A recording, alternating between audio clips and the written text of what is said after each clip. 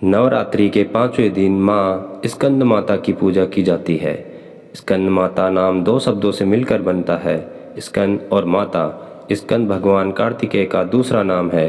कार्तिकेय भगवान शिव और माता पार्वती के पुत्र हैं, इसलिए स्कंद माता का अर्थ है कार्तिकेय की माता।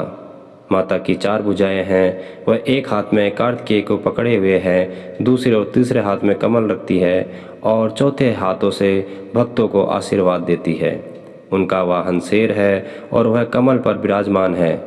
स्कंद माता विशुद्ध चक्र की अधिष्ठात्री देवी है।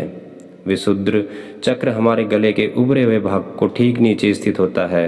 स्कंद माता की पूजा करने से विशुद्ध चक्र जागृत होता है और उस व्यक्ति को वाणी की सिद्धि प्राप्त होती है। व्यक्ति का आयुष्य बढ़ता है और वह विद्वान बनता है। इनकी पूजा से 16 कलाओं और 16 विभूतियों का ज्ञान होता है। माँ स्कंद माता की कथा।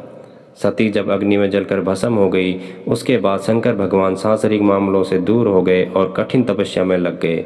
उसी समय देवतागण तारकासुर के अत्याचार भोग रहे थे।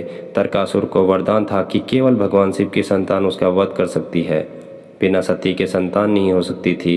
इसलिए सारे देवता भगवान विष्णु के पास गए।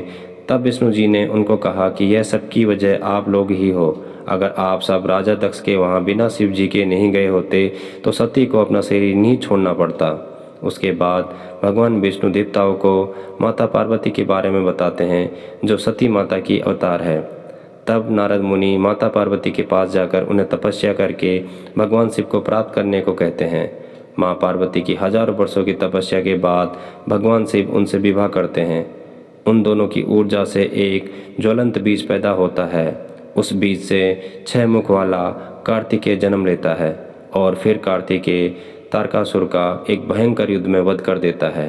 तभी से स्कंद माता एक सर्वश्रेष्ठ पुत्र कार्तिकेय की माता के नाम से जानी जाती है। दोस्तों, इस कथा को सुनने के लिए आपका धन्यवाद। जय माता दी।